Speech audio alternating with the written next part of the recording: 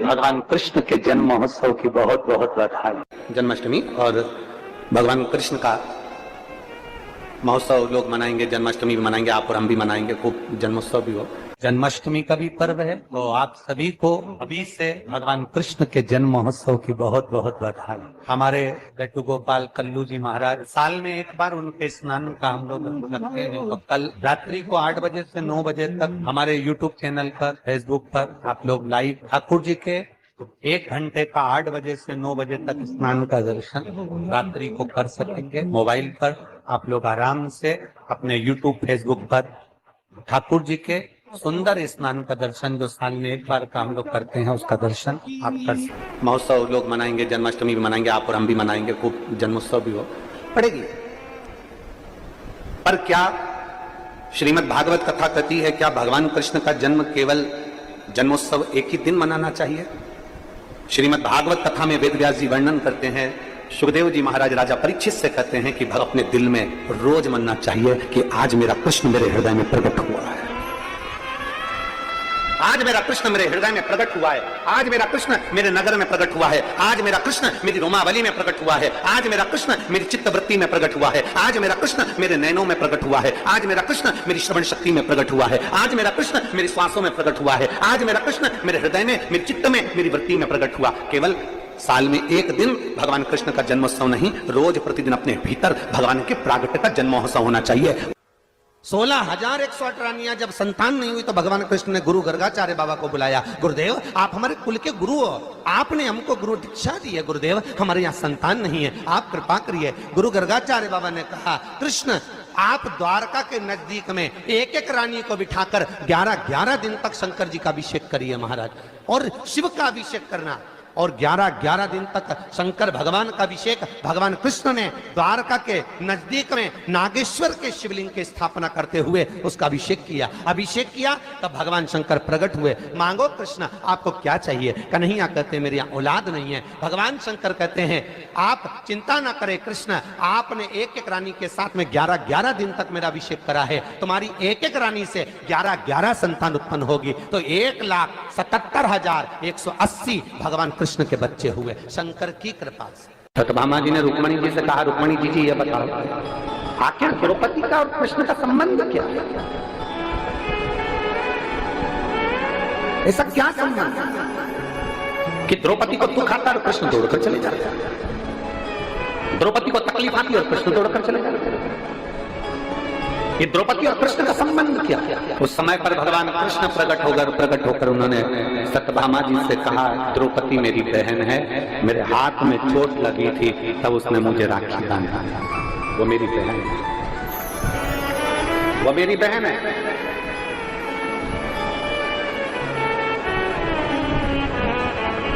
कृष्ण चले गए, फिर सत्यभामा बहुत प्रश्न करे। सत्यभामा जी ने फिर प्रश्न करा, रुक्मणी जी ये द्रौपदी को थोड़ी सी अकल नहीं है क्या? क्यों? रजस्वला धर्म से 3 दिन का रजो धर्म था इसका, और इसने हमारे स्वामी को पुकार लिया, भगवान को बुलाया और भगवान ने जाकर इसका चिन्ह बढ़ा दिया। रजो धर्म में तो स्त्री मंदिर नहीं जाती, सामान नहीं छूती, और इसने भगवान को पुकार लिया और भगवान जाकर उसका चिन्ह बढ़ा दिया। समझ में नहीं आया मुझे, तो ये खेल समझ में नहीं आया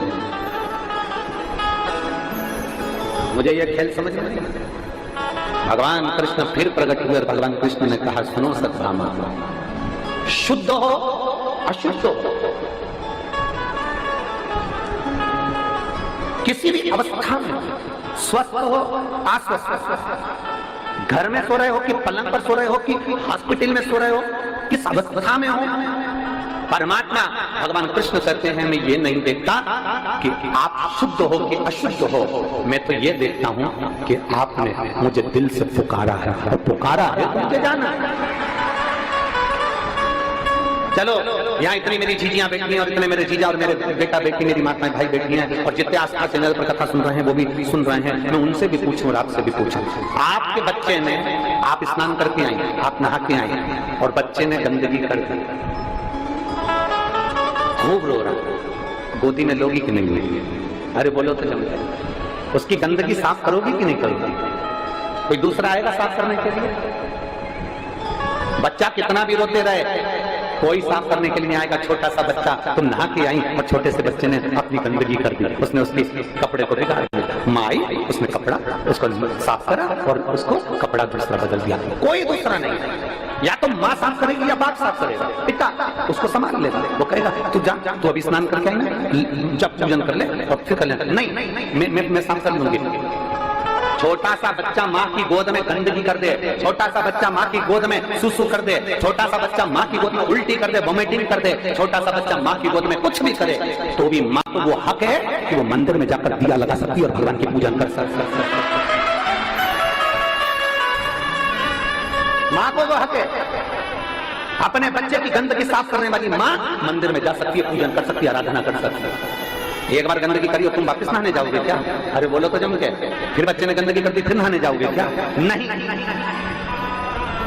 बच्चा गंदा हो गया तो माता पिता ने उसके कपड़े साफ करे, माता पिता ने उसको संभाल लिया। उसी तरह भगवान कृष्ण कहते हैं, अगर संसार का मनुष्य किसी भी अवस्था में, अच्छी बुरी किसी भी अवस्था में मुझे पुकारता है, तो भगवान कहते हैं मैं जगत का बाप हूं, मेरा नाम जगन्नाथ है, मुझे जाना पड़ता है।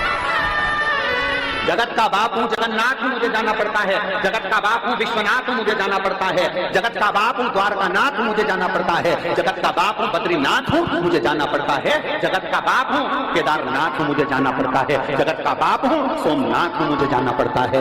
मैं जगत का बाप हूं, मेरा बच्चा जिस अवस्था में पुकारेगा मुझे जाना पड़ेगा। जिस अवस्था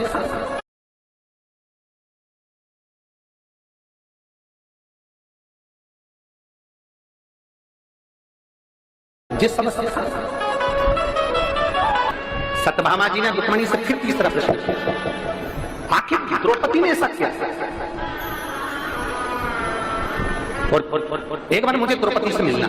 सत्यभामा जी जैसे ही बोली तो भगवान कृष्ण जा रहे थे। कृष्ण जाते जाते सत्यभामा जी ने पूछ लिया, स्वामी कहाँ जा रहे हो? भगवान बोले द्रौपदी के घर। अब तो सत्यभामा जी रुक्मिणी जी से बोली, कुछ करो ना, मुझे द्रौपदी को देखना है। रुक्मिणी जी ने कहा, स्वामी आप अगर द्रौपदी दीदी के घर जा रहे हो तो हमको भी ले चलो। भगवान ने कहा चल। रुक्मिणी सत्यभामा को ले गए। द्रौपदी बाल सुखा रही थी, पाटी पाड़ रही थी, कंगा कर रही थी, रोटी बना रही थी। इतने में द्वारकाधीश ने कह दिया, द्रौपदी तुम्हारी दो भाभी आई हैं, तुम ननद हो, तुम्हारे बाल तुम्हारी भाभी बना देंगे। इतने में रुक्मिणी भी आगे बढ़ी बाल बनाने के लिए। सत्यभामा जी ने कोनी मारकर पीछे करा, तुम रुको, आज अच्छे से इसका बाल बना, आज मैं अच्छे से बाल बनाता हूं। सत्यभामा जी आगे बढ़ी, बाल बनाते बनाते सत्यभामा जी ने एक बाल को चमके खींच लिया। खींचते से जैसे बाल खींचा उसमें से आवाज आई, हे कृष्ण। कौन सी आवाज आई? हे कृष्ण। सत्यभामा जी को लगा द्रौपदी के केश में से आवाज। फिर खींचा, फिर आवाज आई, हे कृष्ण। फिर खींचा, फिर आवाज आई, हे कृष्ण। सत्यभामा जी रुक्मिणी जी से बोली, समझ में नहीं आ रहा। सत्यभामा जी बोली रुक्मिणी जी से, समझ में नहीं आ रहा, मैं बाल खींचती हूँ और उसमें से हे कृष्ण आवाज आती है। तब भगवान कृष्ण प्रकट होकर बोले, सुनो सत्यभामा, पूरी पृथ्वी पर कोई संत, कोई साधु, कोई महात्मा, कोई योगी, कोई सन्यासी, कोई तपस्वी इस संसार में जन्म नहीं लिया जिसने एक दिन में 3.5 करोड़ बार मेरा नाम लिया हो। केवल एक द्रौपदी है जो 3.5 करोड़ बार मेरा नाम लिया। मनुष्य के शरीर पर 3.5 करोड़ रोम छिद्र हैं। एक एक शरीर का एक एक रोम गिना जाए तो 3.5 करोड़ रोम छिद्र इस मानव के शरीर पर हैं। ये 3.5 करोड़ रोम छिद्र मनुष्य को केवल एक दिन में 3.5 करोड़ बार मेरा नाम लेने के लिए दिया है। पर मनुष्य खाने में, भोग में, विलास में इतना डूबा रहता है कि वो 3.5 करोड़ बार मेरा नाम नहीं ले पाता। केवल संसार में एक द्रौपदी ऐसी है जो एक दिन में 3.5 करोड़ बार मेरा नाम लेती है, इसलिए मैं दौड़कर इसके पास आता हूं।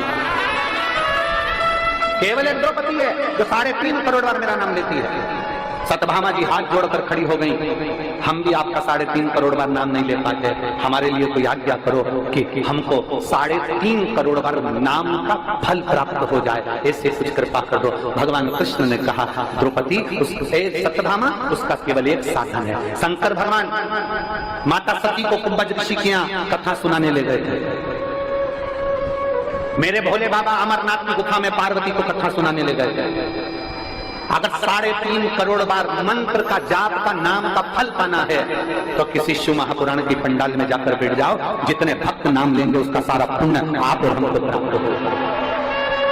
3.5 करोड़ बार आप इतने सारे भक्त मिलकर जब श्री शिवाय नमस्तुभ्यम करते हो, ओम नमः शिवाय कहते हो, नमः शिवाय कहते हो, राम नाम बोलते हो, कृष्ण नाम बोलते हो, भगवान का नाम बोलते हो और भजन में ताली बजाते हो, तो वो शब्द टूटता है। अब ये इतने लाख लोग, 10 लाख 8 लाख लोग एक साथ, अगर 10 लाख लोग एक बार में नाम बोलेंगे तो 10 लाख नाम तो हो गए, और 10 लाख लोगों ने 5 बार नाम बोला तो 50 लाख हो गए, और 50 लाख लोगों ने ताली बजाकर मंत्र का जाप करा तो वो शब्द टूटा। टूटने के बाद 3.5 करोड़ रोम चित्र में समाहित हो जाता है। 3.5 करोड़ रोम छिद्र में समाहित होता है। लोग पूछते हैं कि शिव महापुराण की कथा में जाने से हमारा काम क्यों हो जाता है? शंकर जी की कथा में पहुंचे हमारी बीमारी कम हो गई, शंकर जी की कथा में पहुंचे हमारे घुटने सही हो गए, शंकर जी की कथा में पहुंचे हमारी पीठ सही हो गई, शंकर जी की कथा में पहुंचे हमारी बहू को बेटा हो गया, शंकर जी की कथा में पहुंचे और हमारी बीमारियां ठीक हो गई। उसका कारण क्या होता है? उसका केवल एक कारण है कि शंकर की कथा में ये 3.5 करोड़ रोम छिद्र का शरीर जब भगवान के मंत्र जाप में डूबता है, जैसे तालाब में नहाओगे तो पूरे कपड़े भी गीले होंगे और शरीर भी गीला होगा, बाल भी गीले होंगे, उसी तरह शिव महापुराण की कथा में जाओगे ये पूरा शरीर भगवान की भक्ति में गीला हो जाता है और हमारा दुख समाप्त हो जाता है। 21,600 श्वास प्रतिदिन निकल रही है, उस श्वास में शंकर का नाम मूल हो।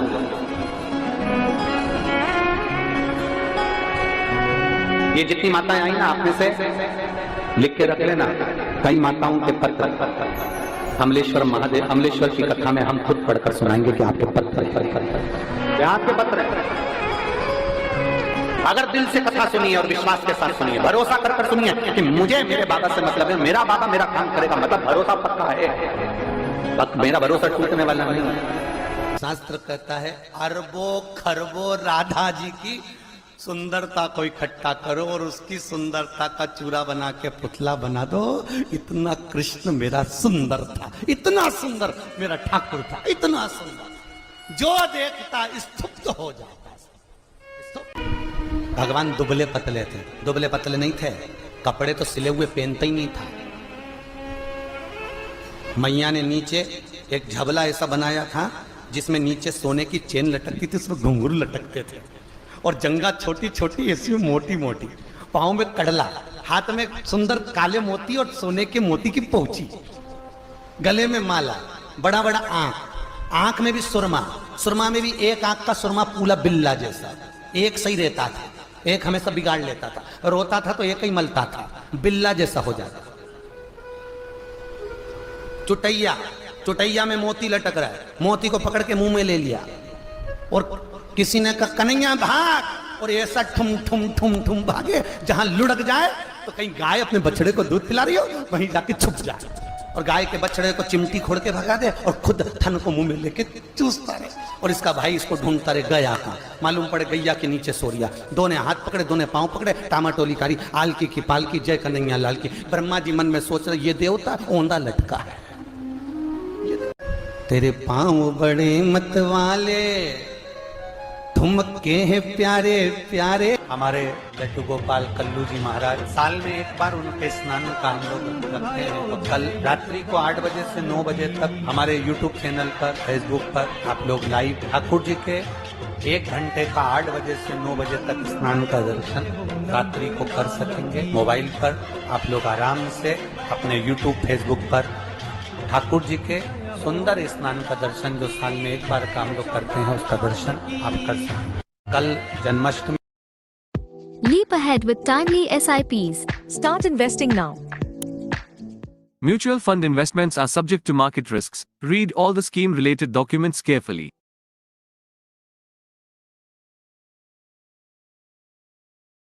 Here's a look at my week on Facebook gaming. Monday morning,